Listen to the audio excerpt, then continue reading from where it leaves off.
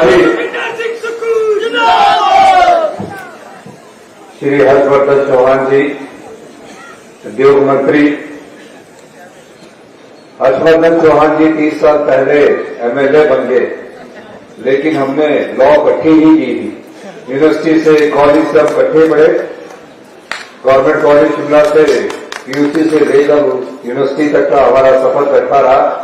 आज हमारी सरकार में ये कैबिनेट मिनिस्टर है। हमारी अजय सोलंकी जी, ये भी हमारे साथ छात्र राजनीति से आए और आज नाहन के विधायक है। हमारी इस क्षेत्र की विधायक श्रीमती रीना कश्यप जी, विनोद सुल्तानपुरी जी जो कि हमारे सोलन के विधायक है, पूर्व में विधानसभा के स्पीकर। इनका एक अपना अंदाज है, ये कई शब्दों में कई गुना बात कह जाते हैं, तो ये बहुत अच्छी बात है। और मैं तो विधायक था जब ये अध्यक्ष हुआ करते थे। अध्यक्ष के समय सबको बराबरी का मौका देते थे। यही लोकतंत्र की विशेषता थी कि विपक्ष को ज्यादा मौका दिया जाता था। हमारी छोटी बहन बिहार प्यारी जी, हमारे जिला कांग्रेस के अध्यक्ष अनंत परमार जी, पूर्व विधायक कंवर अजय बहादुर जी, हमारे नीलम शर्मा जी, राजेश्वरी शर्मा जी, सीताराम शर्मा अध्यक्ष एपीएमसी, रणदीप पंवार जी ब्लॉक अध्यक्ष, ज्ञानचंद चौधरी जी अध्यक्ष, सुभाष वर्मा जी समस्त ब्लॉक अध्यक्ष, अरुण शर्मा जी, सुरेंद्र सेठी जी, रुपिंदर सिंह जी, प्रदीप सूर्या जी, मंच पर बैठे नसीमा बेगम जी, असगर अली जी, हमारे मुकेश जी, जुबिंद्रा चेयरमैन, सभी अधिकारीगण जिनका नाम छूट गया वो भी सभी सम्मानित। सराह विधानसभा के पचान विधानसभा के सराह क्षेत्र के सभी बुजुर्ग, माताएं, युवा साथियों, प्यारे बच्चों, तकरीबन 31 महीने पहले हिमाचल प्रदेश में कांग्रेस की सरकार, आप सब लोगों के आशीर्वाद से एक ऐसे व्यक्ति को मुख्यमंत्री बनने का मौका मिला जो आप जैसे परिवार से उठकर राजनीति की सीढ़ियां चढ़ते चढ़ते मुख्यमंत्री के पद पर पहुंचा। 11 दिसंबर 2022 को ऐतिहासिक रिंग मैदान पर जब मैंने शपथ ली थी, मन में सिर्फ एक आशा थी, एक उम्मीद थी कि इस प्रदेश की अर्थव्यवस्था को मजबूत करना है और इस प्रदेश में गांव में रहने वाले जो लोग हैं उनकी आर्थिकी को मजबूत करना है। मैं खुद गांव के परिक्षेत्र से आता था, सरकारी स्कूल में पढ़ा था। शपथ लेने के बाद हमने कहा उस परंपरा को तोड़ा जहां शपथ लेने के बाद सबसे पहला कदम कहीं रखा जाता है तो सचिवालय की सीढ़ी का होता है। मैंने कहा कि मैं उन बच्चों के पास जाऊंगा जिन बच्चों में समाज के अंतिम कोने में रखा जाता है। वो कभी अपनी मांग लेकर नहीं आते हैं, उनके मन में ये आशा होती है कि कोई भी ना कभी हमारा उत्थान होगा। कैसे होगा? जिस बच्चे ने अपनी मां को खो दिया हो, अपने पिता को खो दिया हो, वो कैसे अपना जीवन यापन करेगा? उनके हॉस्टल में मैं गया, उनके खाने के रूम में मैं गया, उन बच्चों से मेरी बात हुई। मैंने उनकी आंखों में एक रोशनी देखी। उन्हें आशा थी कि ये कुछ ना कुछ करेंगे, लेकिन वही कि हमारे साथ सहानुभूति के 4 शब्द करके चले जाएंगे, कंबल बांट कर चले जाएंगे, फिर हमारे लिए कोई दूसरा पूछने वाला होगा। इस उम्मीद के साथ वो बच्चे अपने जीवन यापन कर रहे हैं। इस सरकार ने सबसे पहली योजना जो हिमाचल प्रदेश का समाज है वो उन बच्चों के लिए बनाई और हिमाचल प्रदेश देश का ऐसा पहला राज्य बना जहां उन बच्चों को सरकार ही माता है, सरकार ही पिता है, चिल्ड्रन ऑफ द स्टेट का दर्जा दिया और कानूनी रूप से पहला ऐसा कार्य हमने शुरुआत आज तकरीबन प्रदेश के 6,000 बच्चे हैं जो अपनी मां को खो चुके हैं, अपने पिता को खो चुके हैं। 27 साल तक हिमाचल प्रदेश की सरकार उनका ख्याल रख रही है, पैदा होने के बाद से लेकर 27 साल तक। ख्याल कैसे रखा जाता है? महज योजनाएं बनाकर उसको अपनी जामा पहनाना पड़ता है, धरातल में उतारना पड़ता है। मैं व्यक्तिगत रूप से हर 6 महीने में एक बैठक करता हूं और मुझे खुशी होती है कि ऐसे 6,000 बच्चे जो कभी कॉलेज के बारे में नहीं सोच सकते थे, कई बच्चे अपने चाचा जी के पास रहते हैं, मामा जी के पास रहते हैं, कभी कॉलेज में वो पढ़ाई का सोच नहीं सकते थे, कई बच्चे डॉक्टर बनना चाहते थे, इंजीनियर बनना चाहते थे, और माँ बाप का सहारा ना होने के बाद जिस भी परिवार में घर में रहते थे वो इतना खर्चा करने में सामर्थ्य नहीं थे। हमने कहा कि अगर ये बच्चा डॉक्टर बनना चाहता है, इसकी कोचिंग के लिए भी 75,000 रुपया सरकार कोचिंग के लिए देगी, और जब डॉक्टर बन जाएगा तो डॉक्टर की 1.5 लाख की फीस भी हिमाचल प्रदेश की सरकार देगी और 75,000 रुपया हॉस्टल का भी सरकार देगी। एक आम परिवार का बच्चा जब पढ़ने जाता तो सारा खर्चा आम परिवार का व्यक्ति करता है, उसके अलावा हर महीने से 4,000 रुपया पॉकेट मनी देगी। मुझे खुशी है कि इस योजना को हमने अमली जामा पहनाया और साल में एक बार ऐसे अनाथ बच्चों को, जिस प्रकार हम अपने परिवार के बच्चों को कहीं देवी देवताओं के दर्शन के लिए ले जाना चाहते हैं, हमारी सरकार ने उनको ये सुविधा भी प्रदान की और हमें बाहर गए तो फाइनेंस की सुविधा मिलेगी और 3 स्टार होटल की सुविधा मिलेगी। त्योहार आएगा, हर त्योहार में जिस प्रकार हम अपना खर्चा करते हैं 500 रुपया हर त्योहार का हम बच्चों को देते हैं।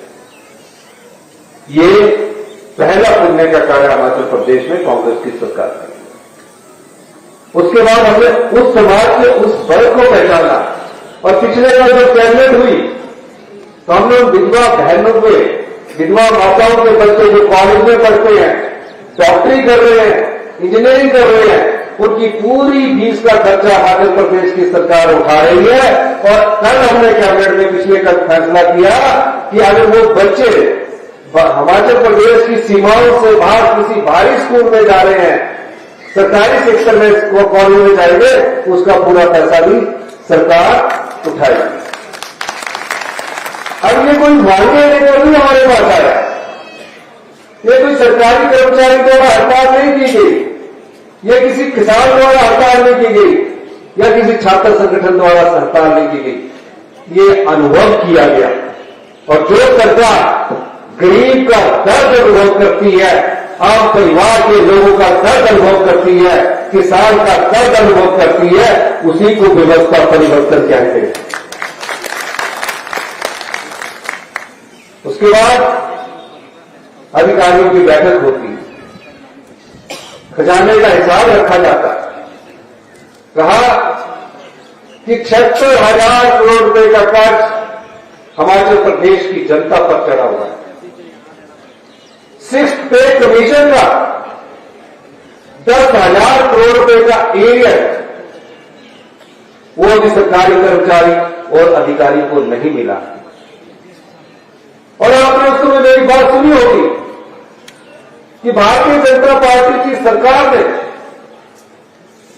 चुनावों से पहले ऐसे संस्थान खोल दिए जहां तो डॉक्टरों की नियुक्ति नहीं हुई, स्कूलों में अध्यापकों की नियुक्ति नहीं हुई, नोटिफिकेशन कर दी गई, जिसमें एक संस्थान यहां भी नोटिफिकेशन कर दी गई।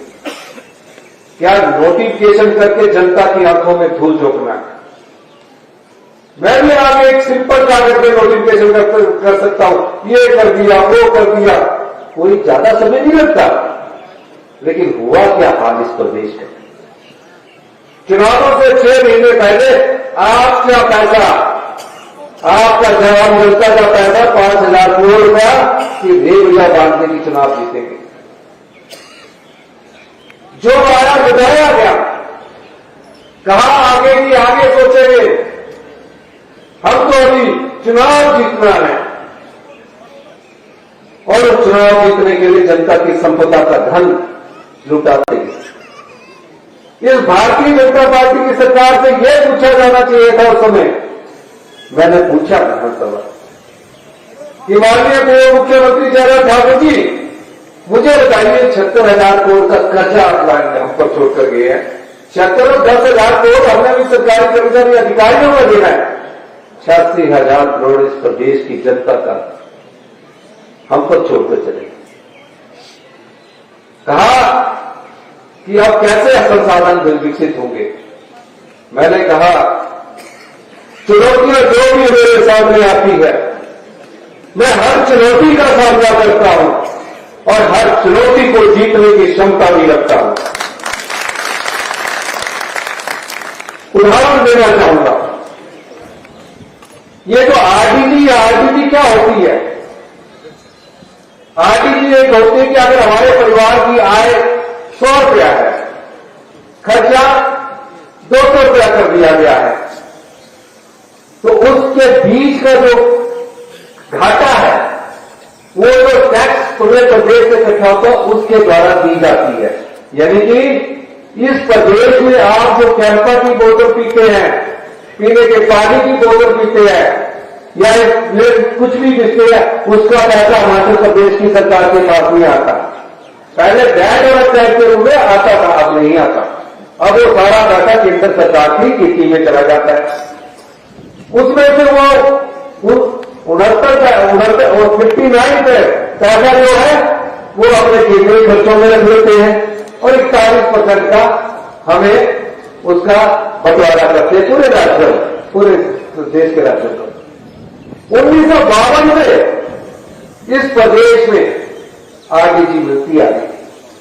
डॉक्टर यशवंत सिंह प्रसाद जिला से थे, इस विधानसभा क्षेत्र से। उन्होंने किस तरह प्रदेश को आत्मनिर्भर बनाने की नींव रखी, ये मैं बताना चाहता हूं। आज वो इस दुनिया में हो रही है, लेकिन उनकी सोच आज इस दुनिया में है, इस प्रदेश में है। इन पहाड़ी क्षेत्रों में इस सोच के लिए उन्होंने एक कानून बनाया, 118 का कानून बनाया कि कोई भी जगह पहाड़ी क्षेत्र में गिरना चाहता है उसमें सरकार की अनुमति होगी, जिसके कारण आज पूरा हिमाचल प्रदेश बचा हुआ है। वो गांव के लोगों के हाथ में भी पैसा देना चाहते थे, हम भी उस दृष्टिकोण से आगे कार्य कर रहे हैं। परिवार की सोच थी, उस समय से आरडीडी मिलती थी, उस समय से स्पेशल ग्रांट मिलती थी कि बाद में ये आरडीडी होगी। 70 साल तक आरडीडी मिलती रही। मैं प्रदेश के पिता योग के पास 4 बार इस प्रदेश के अधिकार के लिए गया कि जो आरडीडी में वृद्धि करनी है, वित्त मंत्री से मिला। लेकिन जब 1 फरवरी को वित्त आयोग की रिपोर्ट ले हुई, उसमें 70 साल पुरानी आपके अधिकार को आपसे छीन लिया गया। वो हिमाचल प्रदेश के इतिहास में 1 फरवरी का दिन काला दिन था। ये कोई सरकार का अधिकार नहीं है, ये जनता का अधिकार है, आप लोगों का अधिकार है। ये पैसा क्या है? अच्छे शिक्षा संस्थान बने, अच्छे हेल्थ इंस्टीट्यूशन बने, अच्छे पीने का पानी मिले, अच्छी सड़कें बने। ये पैसा उस पैसे को इन्होंने बंद कर दिया। अब बंद कर दिया, हम तो अधिकार की लड़ाई लड़ रहे। हमने प्रेजेंटेशन दी कि क्या असर होगा। हमने भारतीय जनता पार्टी के लोगों को भी बुलाया। हर्षवर्धन चौहान जी ने कहा कि वो वैल्यू चेंज करना चाहते हैं। हमने कहा उनका जो कहते हैं वैल्यू चेंज कर दीजिए। वैल्यू चेंज कर दिया। कहा आप सचिवालय में नहीं आएंगे। सचिवालय किसी पार्टी का ऑफिस नहीं है, वो सरकार का ऑफिस है, जनता का ऑफिस है। उसमें 5 साल जनता की अदालत में छोड़कर जो लोग आते हैं वो रहते हैं। लेकिन हर्षवर्धन जी ने कहा नहीं, हम भारतीय जनता पार्टी के लोगों की बात मान लेते हैं और हम पीटो होम में चले गए। पीटो होम में आए थे, आम आदमी पार्टी के लोग आए, सीपीएम वहां आई, बीएसपी वहां आई, भारतीय जनता पार्टी भी वहां आई। कांग्रेस पार्टी के वीरेंद्र कुमार जी बाहर गए हुए थे, उन्होंने कहा कि पूर्व कुलदीप सिंह राठौर जी को वहां भेज दो, वहां आए। सबकी बात हुई, सबने बोला ये अधिकार है, ये सरकारों की बात नहीं है, ये अधिकार है। और हर साल 2026 से जो अभी बजट है उसमें 10,000 करोड़ रुपए का हर साल कट लग जाएगा। 10,000 करोड़ का 26 में भी लगेगा, 27 में भी लगेगा, 28 में भी लगेगा। कर 5 साल के लिए 10,000 करोड़ रुपया आपका जो है उसमें कट लग गया। और जब कट लग गया तो क्या 50,000 करोड़ रुपया निकल गया। 50,000 करोड़ रुपए निकलने के लिए हमने भारतीय जनता पार्टी बड़े खुश हुए अपनी कि कुछ तो सद्बुद्धि आई। और अभी बात खबर की सीपीओ पागल ने कि नहीं हम इस अधिकार की लड़ाई लड़ेंगे, के सिंघा जी ने कहा, आम आदमी पार्टी जी ने कहा और मैंने कहा। फिर राजवर्धन जी ने बोला आप बोलो, उन्होंने बीरबल जी ने बोला हमने PMCSY के टैक्स में रोड दिए, हमने बोर्ड दिए, हमने हॉस्पिटल बनाया। मैंने कहा उससे कि ये चीजें तो 14 वित्तीय योग में भी मिलती आई, तो नहीं यूनिवर्सिटी भी पहले भी आई। आप ये बताइए कि जो हिमाचल प्रदेश की जनता का प्रत्येक साल 10,000 करोड़ रुपया काटा गया है, क्या आप उसके पक्ष में हैं या नहीं है? कोई जवाब नहीं दे सके। उठ के ये सारा फिर आपने कहा कि चलो सब पार्टी में बोलो सरकार की बात सुन लो। मैं और राजपत्र से सरकार की तरफ से है, आए सुनिए। कुछ नहीं कहा कल। आज मैं इस मंच से पूछना चाहता हूं कि क्या आप जो 10,000 का खर्च रहा है उसके बारे में ध्यान दीजिए कि हम आपके साथ हैं इस लड़ाई में। हम तो जीतेंगे, लड़ेंगे, आपका अधिकार लड़ने नहीं देंगे। फिर उनसे पूछना चाहिए। ये कलयुगी बीजेपी हो रही है, झूठ पर झूठ बोलती है। ये बीजेपी कलयुगी है, हिमाचल प्रदेश की ही कलयुगी बीजेपी है। ये सोच रहे हैं कि 27 में चुनाव होगा और जनता आपको पलकों पर बिछाकर लाएगी। अधिकार 10,000 करोड़ कर दिया, उसमें भी शामिल हो रही है आपका आई प्रदेश में। आम आदमी के परिवार का घर पूरा का पूरा घर बरसात में बह गया, पीने के पानी का गिलास तक नहीं बचा। 23-24 में भी और 25-26 में भी। ये तो हिमाचल प्रदेश की भारतीय जनता पार्टी है, इसे पूछना चाहिए। आपकी सरकार ने, केंद्र की सरकार ने आकलन किया, कहा 9300 करोड़ रुपए का इस प्रदेश में नुकसान हुआ है। 2 साल पहले 9300 करोड़ रुपए का नुकसान हुआ है। कहा कि प्रधानमंत्री वहां से सिर्फ 1.5 लाख रुपया मिलेगा। 1,30,000 केंद्र की सरकार देगी, 20,000 हिमाचल प्रदेश की सरकार को देना पड़ेगा। मैंने अधिकारियों की बैठक की, कहा नियम है, कानून है। मैंने कहा भैया 23,000 घर हमारे इस आपदा में या तो पूरी तरह नष्ट हो गए या आंशिक रूप से नष्ट हो गए। ये क्या 1.5 लाख रुपए में बनेंगे? कहीं का 15 लाख का घर है। छोटे बच्चों की किताबें तक महंगी। मैं प्रत्येक क्षेत्र में गया, पैदल चला, क्योंकि मैं खुद जानता था आप परिवार के घर बनाने में कैसे दिक्कत होती है। एक पक्का घर बन जाए, पूरा परिवार खुशी दूर रहता है, पूरा जीवन यापन उसमें कर देता है। मैंने इसे कहा, अधिकारी कहते नहीं पैसा नहीं है। मैंने कहा पैसे का सोचना मेरा है, नियम नहीं है। कहते प्रधानमंत्री की सिर्फ 1.5 लाख प्रधानमंत्री आवास योजना के तहत देते हैं, जिसमें 20% शेयर है। मैंने कहा इसके लिए मैं नियम बदल दूंगा, कानून बदल दूंगा। और मैंने नियम बदले, कानून बदले, 8 लाख रुपया दिया। उन लोगों ने मांग नहीं की। वो तो बेचारे मुझसे मिलकर निकल कर रो रहे थे कि हमें अब कहां जाना है। और आप बार बार कह रहे हैं कि जो आपका प्रभावित परिवारों के लिए 1 बीघा जगह केंद्र सरकार हमको दे, हमको बचाना चाहते हैं, उनके घर को हम केंद्र पैसे देना चाहते हैं। 1 बीघा जगह वन भूमि पर देने के लिए तैयार नहीं है। ये भारतीय जनता पार्टी ने इस प्रदेश को दिया। 10 साल में भारतीय जनता पार्टी की सरकार है। हमारे युवा फौज में भर्ती होते थे, सुबह सुबह दौड़ लगाते थे, सोचते थे कि फौज में देश की रक्षा करूंगा और देश की रक्षा के लिए मुझे अपने प्राणों का बलिदान देना पड़े, मैं पीछे नहीं हटूंगा। और यही कारण है कि हिंदुस्तान में सबसे ज्यादा जो सेना का सर्वोच्च मेडल है 4 परमवीर चक्र, वो 75 लाख की छोटी सी जनसंख्या में हमने जीते हैं, क्योंकि हमारे लोग देश पर है। पर हमें क्या मिला? अग्निवीर मिला कि 4 साल बाद आकर वो घर में जाता है। आज मनरेगा को खत्म कर दिया गया, जो सिंह की सोच का नाम दिया डॉक्टर मनमोहन सिंह जी की सोच है, जिसका बजट 88,000 करोड़ रुपया था। केंद्र का बजट जो है उसको 30,000 करोड़ रुपया रह गया। यानी कि जो मनरेगा थी, जिसका नाम भी बदला, उसका बजट भी खत्म कर दिया, ताकि गांव के लोगों को घर में द्वार पर रोजगार न मिले।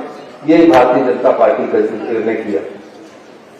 डबल इंजन की सरकार थी, डबल इंजन की सरकार थी। डबल इंजन की सरकार का मतलब क्या होता है कि हमारे ग्राम जनता का डबल विकास हो। क्या विकास हो? कौन सी योजना लाई? जिस सरकार ने 15 फाइनेंस कमीशन में 54,000 करोड़ रुपया 11 दिसंबर 2024 से पहले आरडीजी के रूप में मिला। ये फाइनेंस कमीशन जो है हर 5 साल बाद आता है, और जब बैंक व्यवस्था घटाया तो केंद्र सरकार ने माना कि आपको 4,000 करोड़ का हर साल का नुकसान होगा, उसकी भरपाई के लिए हम आपको हर साल 3200 करोड़ रुपया देंगे। 16,000 करोड़ रुपया मिला। 70,000 करोड़ रुपया जयराम ठाकुर जी को मिला। और 70,000 करोड़ मिलने के बाद अगर इतने अर्थव्यवस्था को सुदृढ़ किया होता तो ये 76,000 करोड़ में से वो 40,000 करोड़ रुपया कर्जा का माफ कर्जा जो लिया था उसको वापिस करते और 10,000 करोड़ रुपये में सरकार की लायबिलिटी सोचती। नियत अच्छी नहीं थी, और जिसकी नियत नहीं अच्छी होती उसीलिए जनता ने कांग्रेस की सरकार को लाया। 77,000 करोड़ एक्स्ट्रा आएंगे, इसमें 76,000 करोड़ का जो कर्जा छोड़कर गए, अगर 40,000 करोड़ का कर्जा वापिस कर देते तो आज ये कर्जा जिसके लिए हम कर्जे पर कर्जा ले रहे हैं, ऐसी हालत ना होती, और 10,000 करोड़ के कर्मचारी की लायबिलिटीज ना होती। क्या किया उन्होंने इस पैसे? मित्रों को लुटा दिया। 1,000 करोड़ रुपए की बिल्डिंग इस प्रदेश में ठेकेदारों द्वारा बनाई गई है, वो खाली पड़ी है। 1,000 करोड़ रुपए की स्कूल बनाते, हॉस्पिटल पूरे करते, अल्ट्रासाउंड सेवा में देते, 19 एमआरआई मशीन जो आज शिमला के सबसे बड़े हॉस्पिटल आईजीएमसी में लगी है उसको बदलते, नहीं बदला। नियत में भी सेवा की। हमने क्या किया? मैं हिसाब देना चाहता हूं आज जनता के सामने। अनाथ बच्चों को हमने सहारा दिया, विधवाओं बच्चों की शिक्षा के पढ़ाई का खर्चा हमने किया। दूध उत्पादक यहां मिले 32 रुपए किलो दूध खरीदा जाता था, मैंने 51 रुपए मिनिमम रेट पेश किया, और किराए में भी 2 रुपए किलो मिल रहा था, मैंने दूध का रेट बढ़ाया। दोनों में खेती करने वाले जो हल्दी पैदा करते हैं 90 रुपए किलो के हिसाब से हमने उसका मिनिमम स्पोर्ट राइट पेश किया। आगे गेहूं आएंगे तो 60 रुपए किलो सरकार मिल देगी, 40 रुपए किलो मक्की सरकार मिल देगी, और आने वाले बजट में इस क्षेत्र के लोगों की जानकारी के अनुसार मैं बताना चाहता हूं, हम अदरक का भी समर्थन मूल्य देने जा रहे हैं। मैं किसान के हाथ में सीधा पैसा देना चाहता हूं। हमने 70 साल से ऊपर वालों को सारा एरिया दिया, और कभी बीजेपी क्या कहती है कि इन्हें चलाना नहीं आता। अब बताओ कि उसको 71,000 करोड़ रुपया डबल इंजन में मिलता है, वो कोई भी सरकार आती, उसमें 2 वर्ष 14 फाइनेंस कमीशन के थे वीरभद्र सिंह जी के समय के, उसमें 8,000 करोड़ मिला। अब आप बताइए 71,000 करोड़ वाला वित्तीय प्रबंधन है कि 17,000 करोड़ में जो आपको बांट रहा वो प्रबंधन है? जो 17,000 करोड़ में 70 साल के ऊपर वालों को पूरा हीरे दे रहा है, डीए दे रहा है, 17,000 करोड़ वाला, ग्रीन के हाथ से ज्यादा दे रहा है, महिलाओं को 1,500 रुपया दे रहा है। ये आपकी पैसा था। मैंने 3600 करोड़ रुपया चोर के माध्यम से जो जाता था, जिसका पता आप लोगों को नहीं लगता, वो मुख्यमंत्री और मंत्री की कुर्सी पर बैठ कर पता लगता है कि ये चीज कहां से कहां जा रही है। 10 रुपए की चीज 3 दिन के समय 20 रुपए नहीं बिकी। इनके में करोड़ों का घोटाला है। आपकी 5,000 बीघा जगह, 5,000 बीघा जगह जो बद्दी में, 5,000 बीघा जगह बद्दी में कितने रुपए में दी? आप पूछो तो मैं बताना चाहता हूं। 5,000 बीघा इन्होंने 1 करोड़ रुपए में दी। आपकी रजिस्ट्री के लिए तो 6% लगता है। आप आदमी रजिस्ट्री करवाने जाए तो 6% लगता है। उनको बोला तुमसे रजिस्ट्री नहीं ली जाएगी, मुफ्त में ली दी। 5,000 करोड़ रुपए की आपकी संपदा है, हमने वो भी बचाया। अब आप मुझे इस बात का जवाब दो कि 17,000 करोड़ रुपया जिसको 3 साल में मिला आरटीजी के रूप में, वो सब कुछ ले रहा है। वो जो 70,000 करोड़ रुपया जो जिसको सरकार की सरकार में मिला, वो वित्तीय कुप्रबंधन में है कि नहीं है? हाथ बड़ा करके बताइए। ये शेम है। हम आंगनबाड़ी का भी वो बढ़ाते हैं, हम आशा वर्कर का भी बढ़ाते हैं, हम पुलिस का भी बढ़ाते हैं 17,000 में, हम पुलिस का भी बढ़ाते हैं। और ये रोज प्रेस में स्टेटमेंट देते हैं। सोशल मीडिया में इन्होंने मेरे खिलाफ पूरा एक नेटवर्क बनाया हुआ, तो बस फेसबुक पे चलाते रहते हैं। मुख्यमंत्री ने ये कर दिया, मुख्यमंत्री ने वो कर दिया। मुख्यमंत्री ने जनता की संपदा को नहीं लुटाया है। और मैं दावे के साथ कह सकता हूं, इस प्रदेश को हम आत्मनिर्भर बनाएंगे। आत्मनिर्भर वो होता है जहां गरीब की थाली है, जहां गरीब के हाथ में जाता है, किसान के हाथ में जाता है, मजदूर के हाथ में जाता है, युवाओं को रोजगार मिले, महिलाओं को सम्मान मिले और कर्मचारियों और अधिकारियों को उनका पूरा पूरा सम्मान चाहे वो डीए के रूप में मिले। ये आत्मनिर्भर होता है। हमने ओल्ड पेंशन स्कीम क्या दी? पहाड़ गिर दिया। रोज कहते हैं कि ओल्ड पेंशन स्कीम बंद कर दो, ये बंद कर दिया, वो बंद कर दिया। हम तक वो आने वाले नहीं है। हमारे सरकारी कर्मचारी और अधिकारी जिन्होंने प्रदेश में विकास की गाथा लिखी है, इस प्रदेश के विकास में सरकारी रोजगार का बहुत बड़ा हाथ है। सरकारी रोजगार का हाथ इसलिए है सरकारी कर्मचारियों का बेटा हमने भी पढ़ाई की है, उसके बाद उनको जब पेंशन मिलती है उनके पोते पढ़ते हैं और जीवन में एक सुखद अनुभव होता है। मैं आपको एक बात कहना चाहता हूं, ये जो आरटीजी रोकने का मामला है, इसमें ये चाहते हैं कि जो हम स्टोर प्राइस दूध वालों को दे रहे हैं वो बंद हो जाए। जो हम घरों में मुझे स्टोर प्राइस के रूप में दे रहे हैं वो बंद हो जाए, ओपीएस बंद हो जाए, ये चल ही ना पाए। लेकिन हम जानते हैं कि हमारे पास आर्थिक समृद्धि है, हमारे हक है, हम कोई खराब नहीं मांग रहे, आम जनता का अधिकार मांग रहे हैं और इस जनता के अधिकार को हम लड़ेंगे भी और 2027 तक अपनी नीतिगत बदलाव से व्यवस्था परिवर्तन से भारत प्रदेश को आत्मनिर्भर बनाएंगे। और इस लड़ाई में हमें सिर्फ आपका आशीर्वाद चाहिए। इस लड़ाई में आपका आशीर्वाद चाहिए, क्योंकि आपका आशीर्वाद हमारा हौसला बढ़ाता है। तो क्या आप आशीर्वाद देंगे कि नहीं देंगे? सारे खड़े करके जाइए, आशीर्वाद नहीं खड़े हम तुम्हारे साथ हैं। इसलिए कह रहा हूं, आप याद रखना, इस तरह के मंच में जो मैंने कहा है वो सच है। ये कन्युकी बीजेपी तो बार बार झूठ बोलती है। एक उदाहरण देना चाहता हूं, प्रदेश के हित के लिए पैसे कहां छपाना पड़ता है सबको, इनके लिए प्रदेश इतनी है कुर्सी है। जब आरटीसी कटी तो कार्यकर्ताओं को पूर्व मुख्यमंत्री बोल से तैयार हो जाइए, आने वाले समय में हमारी सरकार बनने वाली है। ओपीएस आप बंद करने जा रहे हैं, आपकी सरकार कैसे बनेगी?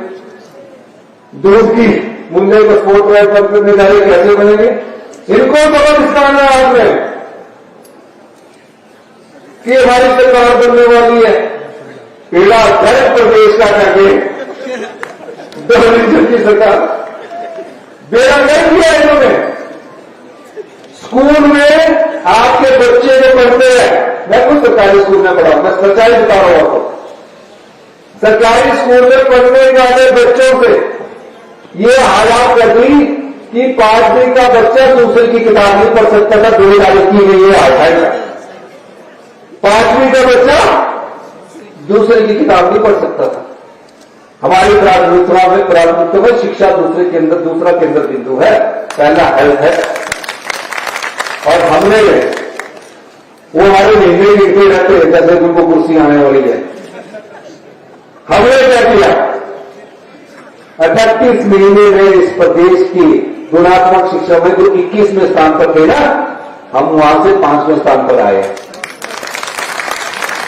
हेल्थ में डॉक्टर नहीं होते थे, 1 साल के अंदर इस तरह के कॉलेज में स्पेशलिस्ट भी होंगे और अल्ट्रासाउंड की मशीन भी होगी।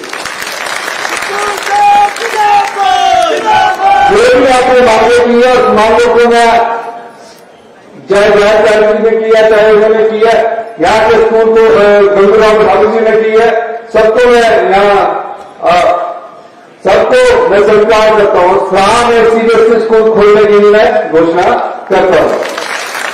जैसे मुसाफिर साहब भी बोल रहे थे, हमारे ज्ञानकारी जी भी बोल रहे थे, और रीना जी, ये जो संस्थान खोले, रीना जी ने मुझसे विधानसभा में पूछा कि राजगढ़ में हमारा आईपीएस का डिवीजन था। मैंने कहा वहां तो कोई था ही नहीं, क्योंकि मैं हापर गया हुआ था, मैं आपके पास रुका हुआ था। तो मैंने बोला हम राजगढ़ में आईपीएस का डिवीजन भी खोलेंगे, असेंबली बनाएंगे, बैठा भी दिया। तो कहना मैं ये चाहता हूं, ये जो भारतीय जनता पार्टी के लोग हैं, ये झूठ बहुत बोलते हैं। सच बता रहा हूं। और एक कन्युकी बीजेपी होगी है मध्य प्रदेश की। कौन सी बीजेपी होगी है? जयराम जी ने बोला कि मुझे तो बुलाया ही नहीं गया, जबकि उनसे बात हुई हर्षवर्धन चौहान जी, जयराम जी ने बोला कि मुझे तो कार्ड ही नहीं दिया गया, और कार्ड तो दिया वित्त सचिव द्वारा दिया गया। अगले दिन बोलते नहीं मुझे बुलाया ही नहीं दिया।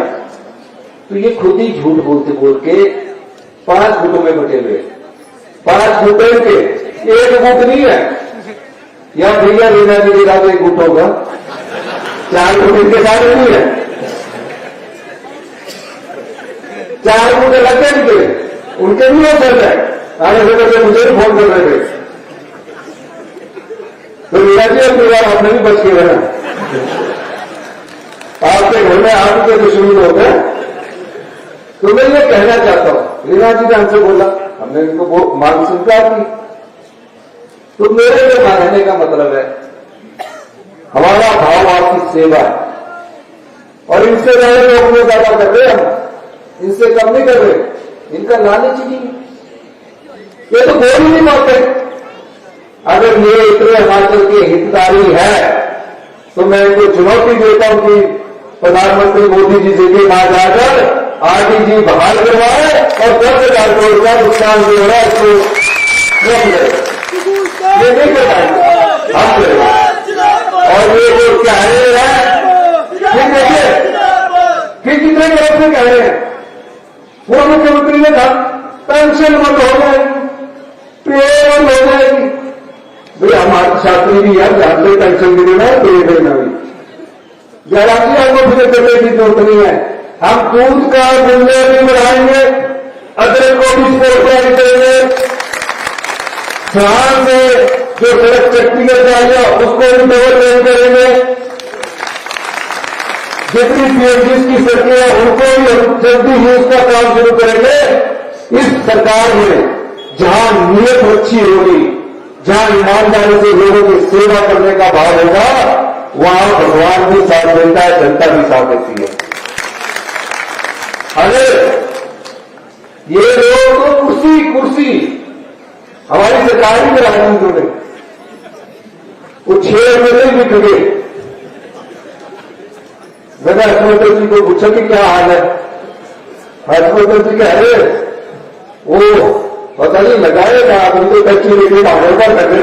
मैंने कांग्रेस का कहते आता करता। तो मैं कैसी छोटी थी नहीं बड़ी थी। और जब 6 लोगों ने वोट डाली तो देखिए आजाद उम्मीदवार तो किसी भी पार्टी का हो सकता है ना। आजाद उम्मीदवार किसी भी पार्टी, अहम इतना कि आजाद उम्मीदवार जी को कहा कि तुम विधानसभा का स्पीकर खुद ही उठाने जी ने समझा रहे थे, तुम क्यों इस्तीफा दे रहे। वो बैठे साइड में। यह भी हिंदुस्तान के इतिहास में एक ऐसा केस है जहां आजाद उम्मीदवार अपना इस्तीफा स्वीकार करने के लिए हड़ताल पर बैठे।